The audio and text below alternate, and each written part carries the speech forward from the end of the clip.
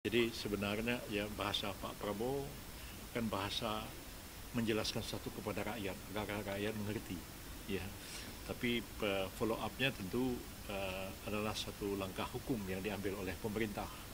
Yang saya sudah jelaskan kemarin bahwa orang presiden itu kan ya, di satu pihak memang undang-undang pidana korupsi mengatakan bahwa pengembalian kerugian negara itu kan tidak menghapuskan sifat pidana dari perbuatan itu yang mungkin ditanya kan.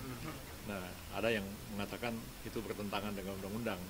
Tapi saya mengatakan begini, harus baca undang-undang lain. Undang-undang lain itu lebih tinggi sumbernya UUD 45, yaitu presiden memberikan gerasi, amnesti, abolisi, dan rehabilitasi. Nah, kalau presiden memberikan gerasi meminta pertimbangan Mahkamah Agung, kalau presiden memberikan amnesti dan abolisi meminta pertimbangan DPR. Dan gerasi, amnesti dan abolisi itu bisa diberikan terhadap tindak pidana apapun, ya. Saya berapa kali mengurusi amnesti dan abolisi dari zamannya Pak Habibie, zamannya Gus Dur. Pada waktu zamannya Pak Habibie, amnesti diberikan kepada setiap orang yang terlibat dengan politik ya dan dipidana karena berseberangan dengan pemerintah Orde Baru. Di zaman Gus Dur bahkan saya mengumumkan abolisi dan amnesti terhadap semua pemberontak GAM Aceh. Nah, jadi kalau misalnya Pak Prabowo mengeluarkan amnesti dan abolisi terhadap orang yang masih dalam proses hukum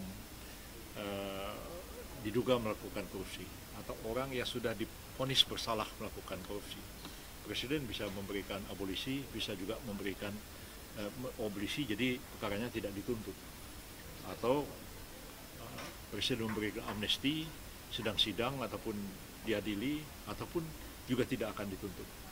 Itu bisa terjadi. Jadi kalau itu dilakukan, maka ketentuan tentang bahwa meskipun mengembalikan kerugian negara tidak menghapuskan sifat pidananya, itu kalau diberikan abolisi amnesti ya perkara itu selesai. Nah, lebih tinggi itu UUD 45 sumbernya. Nah, jadi sedang dikaji oleh para menteri, Pak Supratman terutama ya, bahwa rencana presiden akan, kalaulah orang yang diduga melakukan korupsi itu dengan sukarela mengembalikan harta atau uang negara yang mereka korup, atau mereka yang sudah dipidana dengan sukarela menyerahkan lebih daripada apa yang sudah diputuskan misalnya, juga diserahkan, maka presiden mengatakan akan dimaafkan. Nah, bahasa Pak Presiden begitu. Kalau bahasa hukumnya ya akan masuk dalam daftar orang yang diberikan amnesti dan diberikan abolisi. Bisa juga kalau gerasi itu individual, si A dipidana dia harus mohon gerasi. Tapi kalau amnesti abolisi itu presiden mengatakan semua orang. Nah, seperti Gus Dur dulu, semua orang yang terlibat dalam gerakan bersenjata, gerakan Aceh Merdeka, diabolisi, diamnesti, nggak disebutin namanya. Namanya siapa? Saya ngatur. Jadi saya mengatakan si A, si B itu Menteri Kehakiman. Jadi dia umum. Jadi bisa aja kan segala orang yang sampai tanggal sekian. Nah, kalau di PRRI dulu, setiap orang yang terlibat dalam pemberontakan PRRI Perbesta yang menyerahkan diri sampai tanggal sekian diamnesti dan diabolisi. Itu. Nah, kalau misalnya Pak nanti keputusan kalau apa namanya amnesti dan abolisi itu pakai Kepres. Jadi Kepres mengatakan misalnya ya 1 Agustus tahun 2025 ya, barang siapa yang terlibat korupsi ini mengembalikan hartanya dinyatakan diabolisi. Nanti nama-namanya kita yang susun berdasarkan data yang kita miliki. Gitu. Jadi ya kalau bahasa Pak Prabowo ya mengatakan ya akan dimaafkan. Ya, tentu prosesnya adalah pemberian amnesti dan abolisi, ya. Prof, yang 44 terkait dengan ini, itu kan harus terkait dengan napi ini narkotika. Jadi kan yang akan diamnesti abolisi itu kan beberapa kriterianya sedang kita bahas, antara lain adalah anak-anak muda yang usia produktif, dan mereka ini adalah pengguna bukan pengedar. Nah, jadi Pak Presiden berempat orang seperti ini kan mestinya nggak dipenjara, tapi undang-undang kita memenjarakan mereka. Nah, Presiden mau memberikan amnesti terhadap mereka. Nah, karena usia muda dan produktif, ya Pak Presiden maunya, kita kan bilang begini, kan orang ini kan harus direhabilitasi. Kalau misalnya di amnesti terus keluar nggak dia apa-apain, kan kita yang disalahin sama masyarakat. Ngapain sih ini orang bikin resah orang sekampung kan begitu. Nah, karena itu harus ada penyaluran.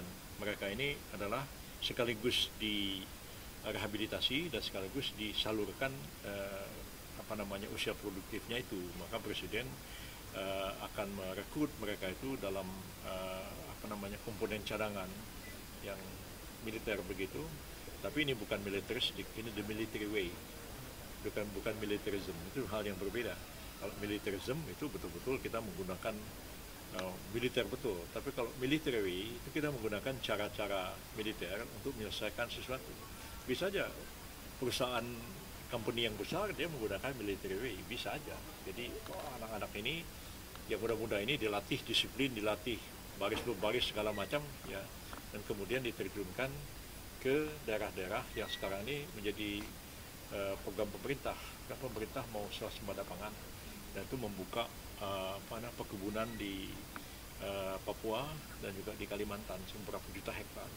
Nah, mereka yang sudah dilatih Komcat ini bisa diterjunkan ke sana kalau mereka berminat, ada pekerjaan, ada ini. Nah, itulah maksud Pak Prabowo itu disalurkan ke sana. Sekaligus mereka direhabilitasi. Tapi caranya kan harus sehat, tidak. Siapa yang meletakkan senjata dan menyerahkan senjatanya kepada Tentara Nasional Republik Indonesia tanggal sekian dan mengucapkan sumpah setia kepada Republik Indonesia, maka diberi amnesti.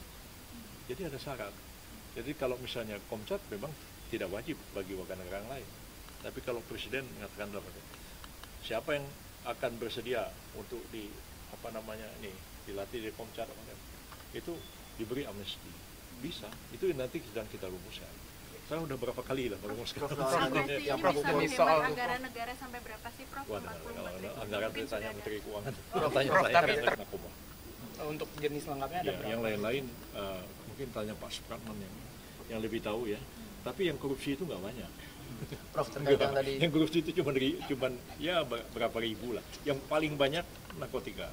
Prof, terakhir tadi yang pelaku korupsi itu, Prof, ketika itu diberi amnesti nanti efek jerahnya itu di mana ya, Prof? Kemudian nanti jika itu berulang lagi itu bagaimana? Begini ya, pidana baru kita ini kan nggak lagi banyak bicara efek jerah. Ini otak kita ini kan Belanda. Ya Anda ini sebenarnya Belanda ini otaknya. Efek jerah itu makanya ada jerah penjaraan kan, jadi penjara. Kita itu enggak sebenarnya. Karena efek jerah itu tidak lagi menjadi target utama. Orang dihukum supaya dia sadar.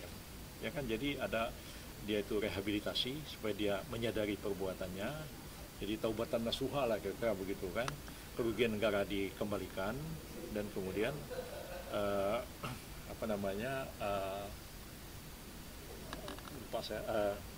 kerugian negara dikembalikan, orangnya dipidana, ada begitulah kira-kira. Nah, kenapa? Kan kita efek jerah supaya nggak ngulang lagi. Coba ambil contoh misalnya. Kenapa dia korupsi? Karena dia jadi bupati. Korupsi kan terkait sama jabatan, ya kan? Kenapa dia disuap? Ya karena dia pejabat. Begitu dia dipidana, terus 5 tahun misalnya, 10 tahun, supaya dia jerah tidak mengulanginya. Bagaimana mengulangi? Dia kan hanya bisa melakukan itu kalau dia jadi bupati. Kalau dia supir ojek, masa dia mau disuap? Saya mau nyuap supir ojek. Jadi kan itu dipikir seperti itu. Nah, jadi efek jerahnya itu kan supaya orang tuh kapok nggak melakukan. Tapi bagaimana dia mau melakukan lagi kalau dia bukan bupati lagi? Nah itu, jadi sebagian besar orang yang melakukan korupsi itu, kecuali suap ya, itu terkait dengan jabatan. Suap itu hanya penyuap, orang yang menerima suap tetap aja pejabat. Kalau nggak jadi pejabat, gimana mau korupsi? Wartawan kan nggak bisa korupsi. Tapi kan bupati kan bisa dapat jabatan Karena lain, bukan Prof. pejabat. Oke ya. Terima kasih, Prof.